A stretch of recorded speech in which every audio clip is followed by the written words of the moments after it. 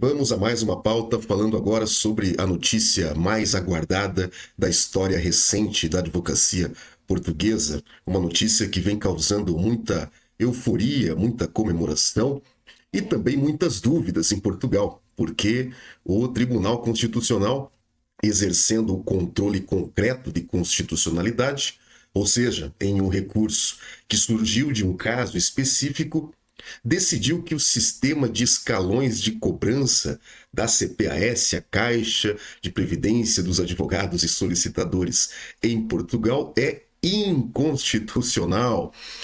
Em outras palavras, a obrigatoriedade de pagar uma contribuição previdenciária mensal com base em um rendimento fictício a partir do terceiro ano de inscrição como advogado é inconstitucional por violar o princípio da proporcionalidade que estaria lá no artigo 2º da Constituição Portuguesa.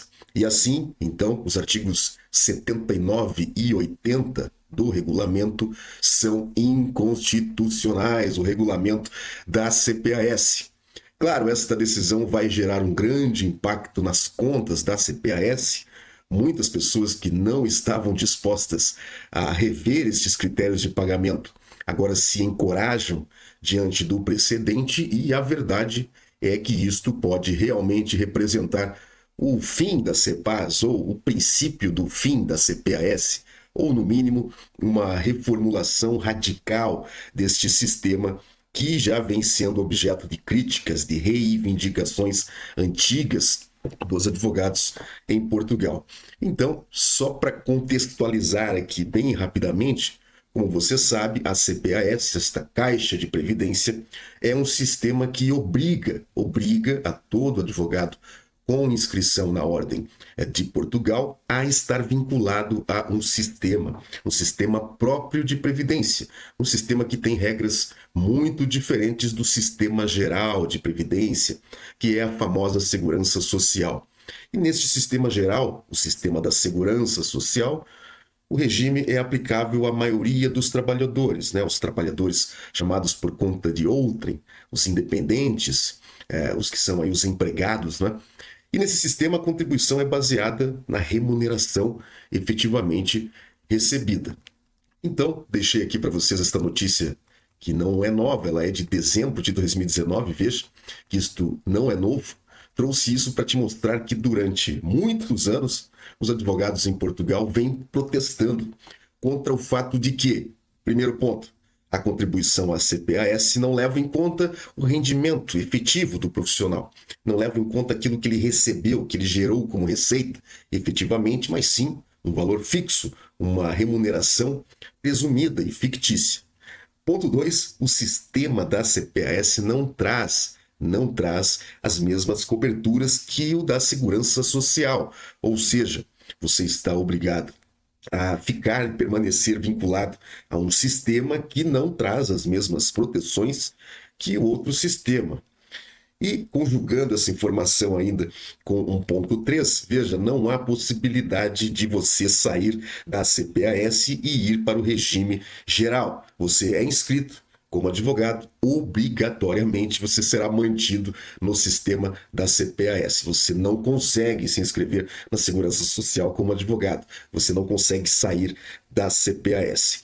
E só para contextualizar por completo aqui, para que você entenda o momento em que nós estamos desta discussão, o que aconteceu é que com a pandemia em 2020, ali 2021, as injustiças deste sistema acabaram ficando muito escancaradas. Foi um verdadeiro escândalo o que aconteceu, porque advogados já de certa idade, pessoas com doenças sérias, não é? Pessoas que estavam passando aí por uma situação de muita dificuldade, situações de doença, situações tristes mesmo, dramáticas, né? Estas pessoas ficaram chocadas ao saber que não receberiam qualquer apoio da CPAS. Então, a advocacia em Portugal, de modo geral, ficou muito sentida com isso. Houve um momento ali, na época aí da pandemia, em que as pessoas ficaram horrorizadas, chocadas, enojadas, né? Ao saber que havia advogados idosos que trabalharam por muitos anos vinculados à CPAS, pagando suas mensalidades, e que ficaram doentes perderam rendimentos, alguns deles, inclusive, perderam a vida, aí, lamentavelmente, nesse período, sem receber algo da CPAS naquele contexto, né? E na época ainda a CPAS teve a empáfia de conceder um parcelamento, né? Tudo que a CPAS ofereceu naquele período para quem não podia trabalhar, os tribunais estavam fechados e tudo mais, tudo se resumiu a uma proposta de parcelamento. Parabéns, né? Então ali naquele período, no período da pandemia, ficou muito claro o tamanho do problema. O tamanho do problema que era estar vinculado a um sistema que não oferecia, por exemplo, ali o subsídio de doença, né, a baixa médica, subsídio de desemprego, subsídio parental, enfim.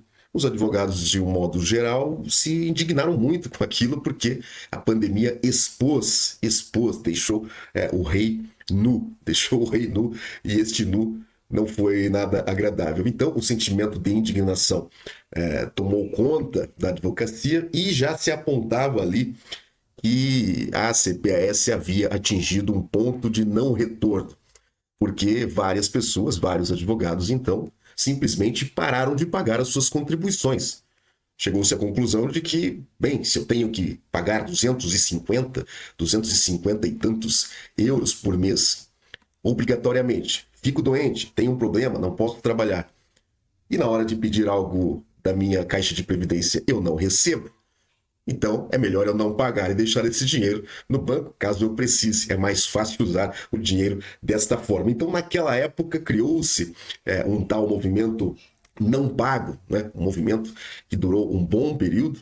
Muitos advogados então não pagaram a partir daquele momento, alguns voltaram, muitos não voltaram a pagar.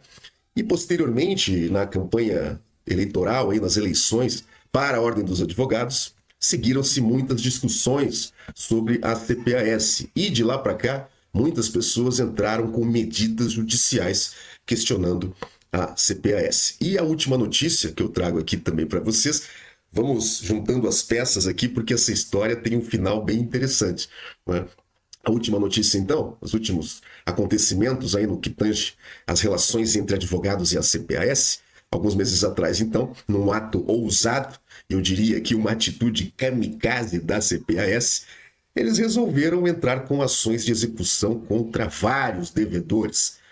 Ou seja, chamaram para briga judicial milhares de advogados que tiveram que parar o que estavam fazendo, parar ali a sua vida para despejar no judiciário português todas as teses possíveis e imagináveis que pudessem conter este ímpeto arrecadatório da CPAS. Então veja a notícia aqui do site da Caixa, né? A direção vem informar que terá início no próximo mês de junho a cobrança coerciva de dívida de contribuições à CPAS.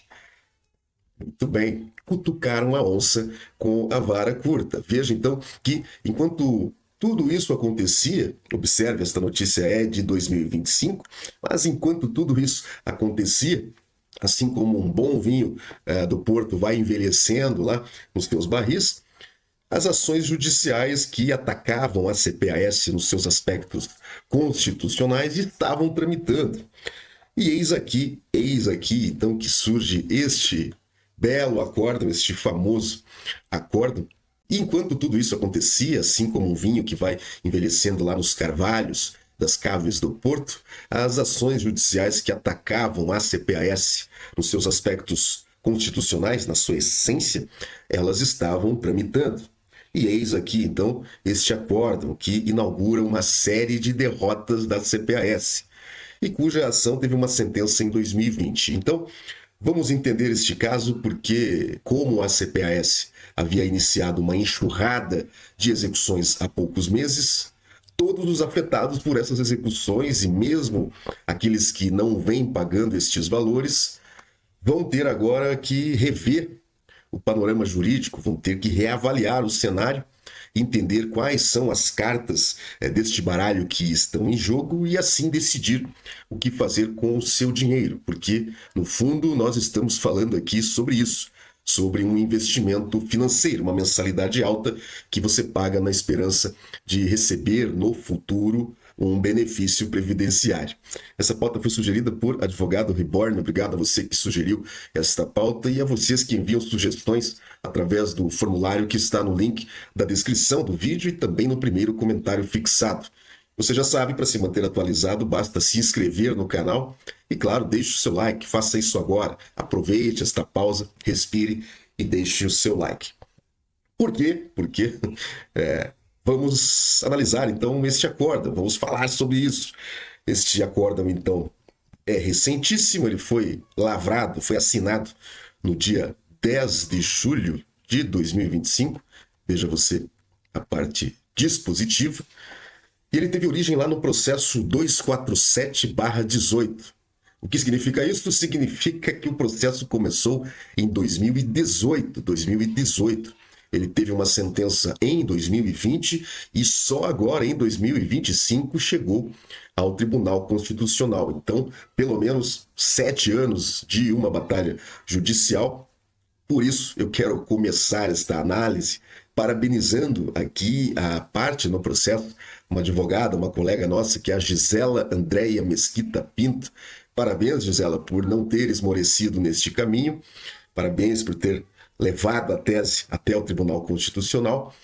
E quero aproveitar isso para chamar a atenção de vocês também a este detalhe, porque a todo momento nós aqui, pessoal do direito, os advogados que atuam internacionalmente, né, nós a todo momento estamos levantando questões sobre constitucionalidade, sobre ilegalidade pelos entes, né, pelo Estado principalmente, e muitas dessas teses às vezes são menosprezadas, acredita-se que isso é algo muito distante de uma aplicação prática, que seria um ius esperneandi muitas vezes, né? E está aí o resultado. Milhares de advogados vão se beneficiar agora deste precedente que foi aberto porque alguém acreditou na tese e a levou até as últimas consequências. Então, parabéns, doutora Gisela, parabéns à doutora Gisela, e fiquem atentos, não menosprezem teses de inconstitucionalidade. E você já se perguntou sinceramente se é constitucional obrigar advogados a contribuir para a CPAS com base em valores que eles nem sequer receberam? Você já fez essa pergunta diante do espelho? Então, este processo, vamos começar a explorar aqui o acórdão, né? Vamos começar dizendo que o processo discute, então, a inconstitucionalidade de um conjunto de normas, que seria o artigo 79 e o artigo 80 do regulamento da CPAS, que é o decreto-lei, está aqui ele, estão aqui os dispositivos, é o decreto-lei 119 de 2015, que impõe, então, a todos os advogados inscritos na ordem o dever de pagar, a partir do 3º ano civil, que deixa eu destacar os dispositivos para vocês, pronto. Todos os advogados, então, são obrigados a pagar, a partir do 3º ano civil de inscrição, uma contribuição obrigatória calculada com base num escalão mínimo fixado convencionalmente, mesmo quando não se ofere qualquer rendimento no exercício da profissão. A regra atingida, então, foi aquela que impede o enquadramento em escalões inferiores, criando, então, uma espécie de contribuição mínima obrigatória em um valor fixo que é elevado. E nesse processo, então, foi levantado aqui pela advogada recorrida um conjunto de teses. Primeiro argumento, né? Argumentos e teses aqui. A contribuição baseada em remuneração convencional mínima, sem atender à realidade dos rendimentos efetivamente auferidos, violaria o princípio da proporcionalidade, o artigo 2º da Constituição Portuguesa, o princípio da capacidade contributiva, que está lá no 104, número 1 da Constituição Portuguesa, o direito à segurança social, que está no 63, e a igualdade tributária, que está no artigo 13º. Então, no conjunto de teses contra a CPAS, as teses levantadas pela advogada recorrente, ou melhor, aqui ela é recorrida, tá? Mas a parte no processo é que a norma é então injusta, desproporcional, socialmente excludente e coloca barreiras no exercício da profissão. A contribuição se transforma aí de um modo disfarçado em um imposto sem contrapartida real, sem contrapartida personalizada.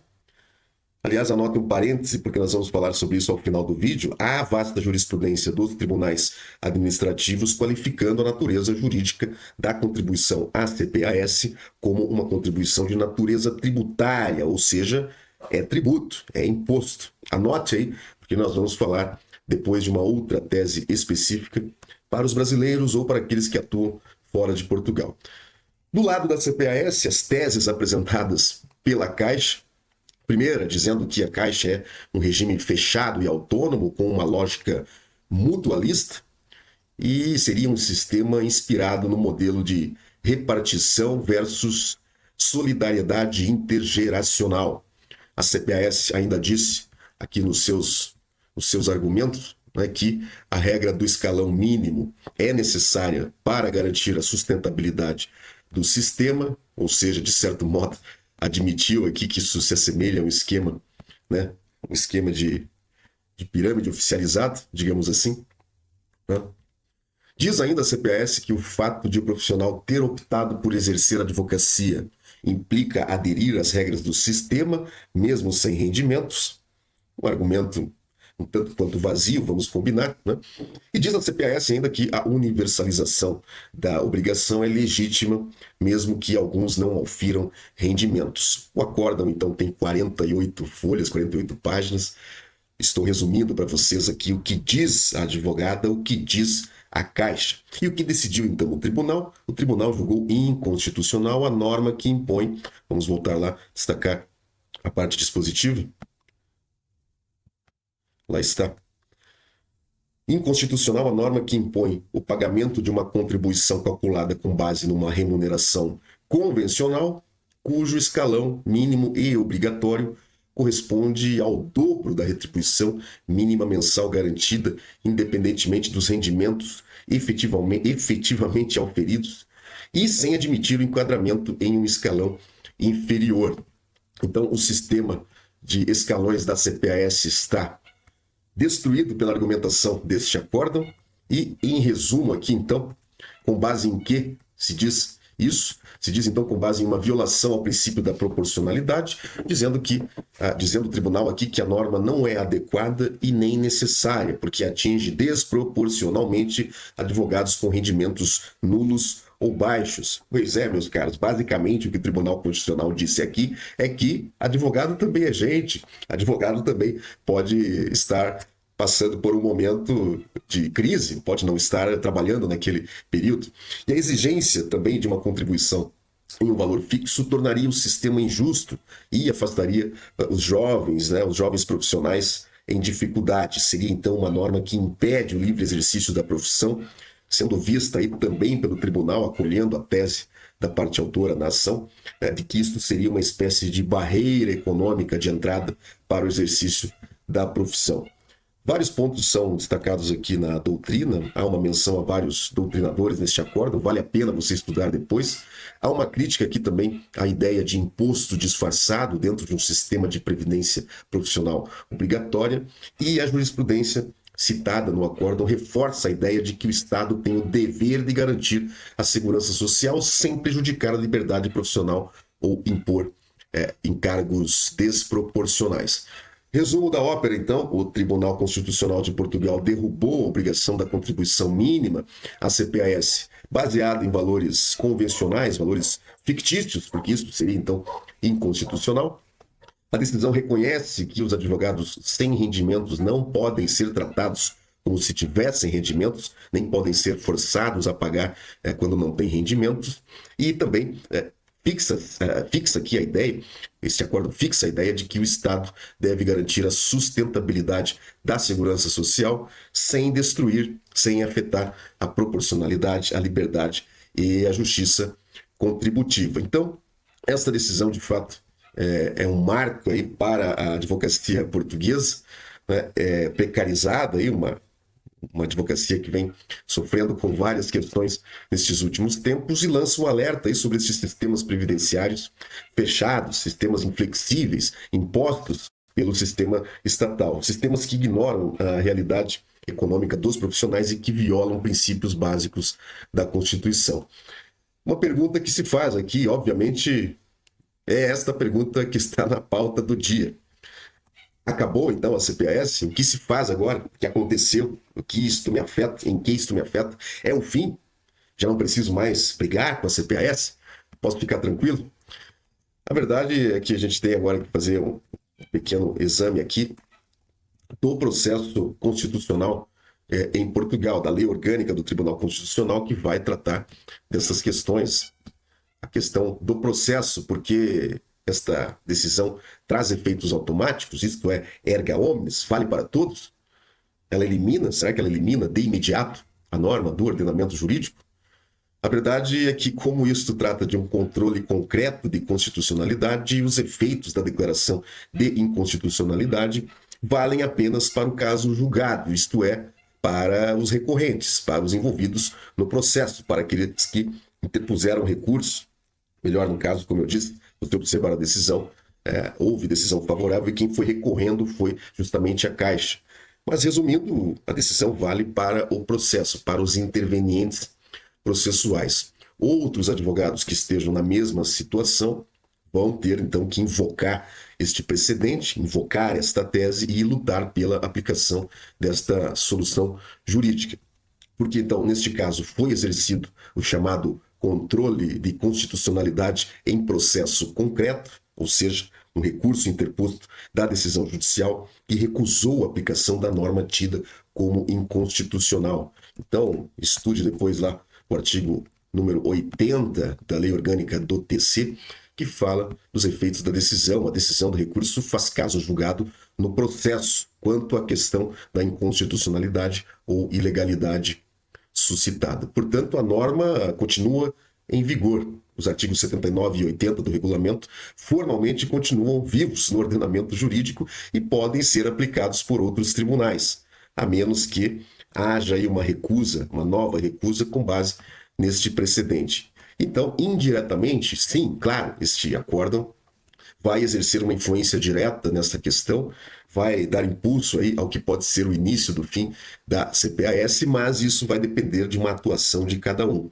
Apesar, então, de a decisão não ter efeitos vinculativos universais, ela cria um precedente jurisprudencial fortíssimo, completo, traz a tese e a decisão, e então qualquer advogado ou advogada que queira invocar essa decisão como fundamento para recusar o pagamento da contribuição mínima à CPAS, poderá fazê-lo, especialmente se os rendimentos forem inexistentes ou muito baixos. Se a CPAS insistir, então, nas cobranças, nestas execuções que estão em tramitação, vai ser possível invocar, claro, por meio do meio processual adequado. Veja que nem sempre o meio processual para invocar tudo isso vai ser ali uma resposta na execução. Mas para esse vídeo vamos deixar tantos detalhes de fora, né? Mas vai ser possível, então, invocar diretamente este acordo do Tribunal Constitucional em um tribunal comum, pedindo a recusa da norma, ou pode-se também promover um novo recurso de constitucionalidade em caso de indeferimento. São as normas processuais que estão aqui na Lei Orgânica do Tribunal Constitucional. Para você se aprofundar nisso, você vai ter que estudar esta lei. Então, você vai ter que estudar a Constituição e conjugar com esta lei. O Código de Processo Civil não vai tratar tanto assim disto. É nesta lei número 28 de 82 que você vai encontrar as respostas. E apenas complementando, qual seria o caminho, então, para que esta norma fosse removida definitivamente? Apenas se houver, então, uma declaração de inconstitucionalidade com força obrigatória geral.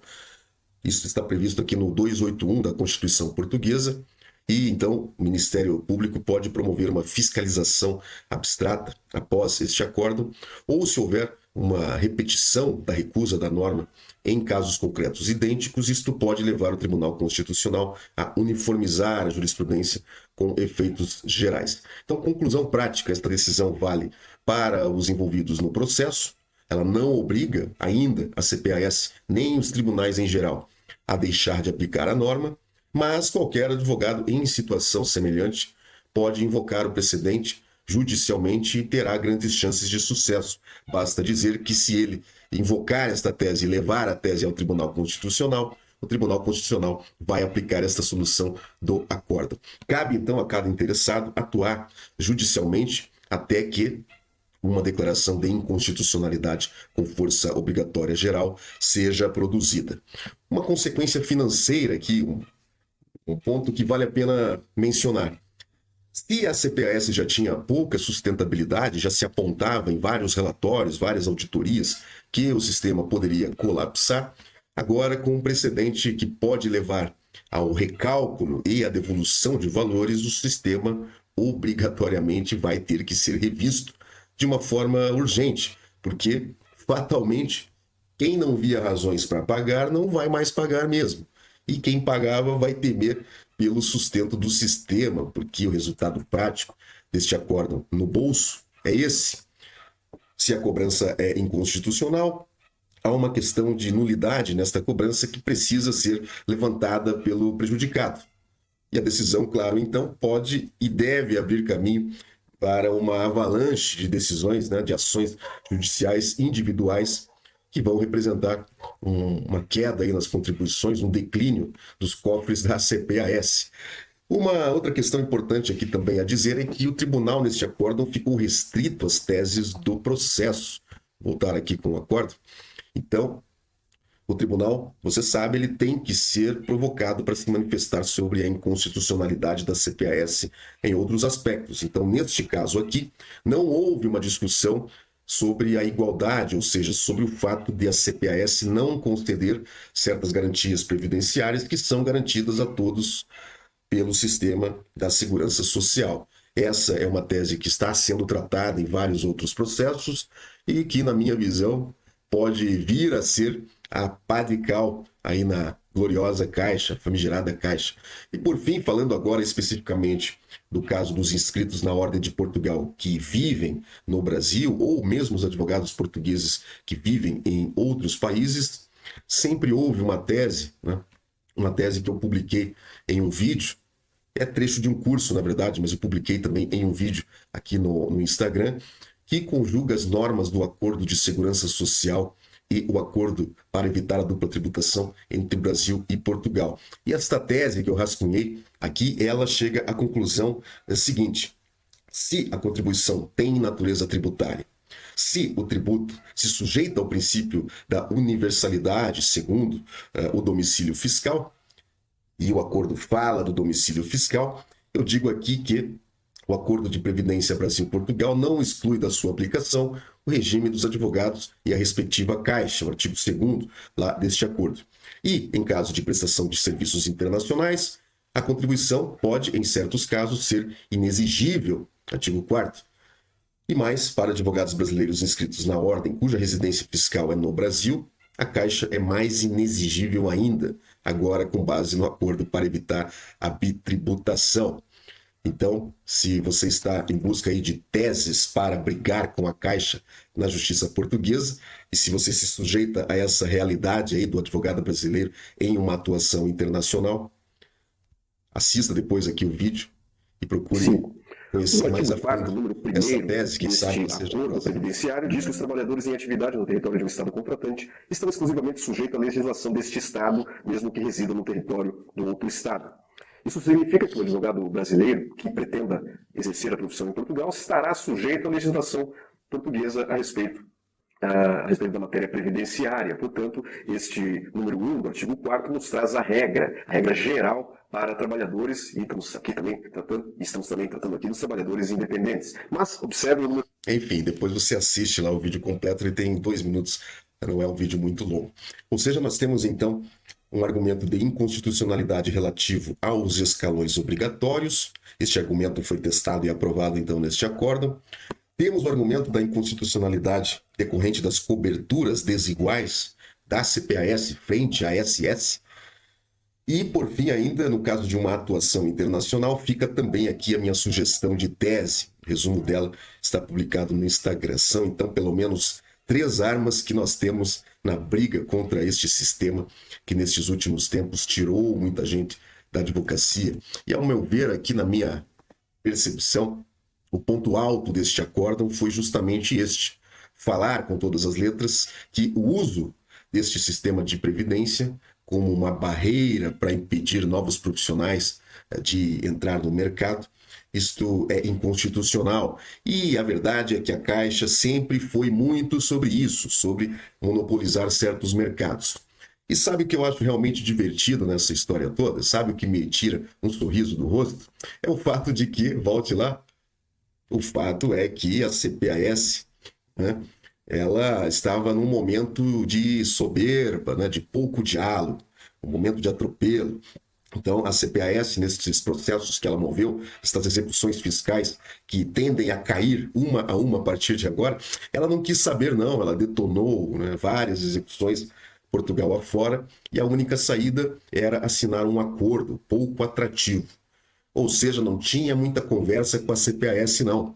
Agora, do dia para a noite, ou melhor, de 2018 a 2025, mas do dia para a noite, com a publicação deste acórdão, é ela, a CPAS, a Caixa, que está na lona, que está encurralada e vai ter que pedir água. Ela, a Caixa, vai ter que pedir um tempo técnico aí para poder digerir este jab de direita que o acórdão representa.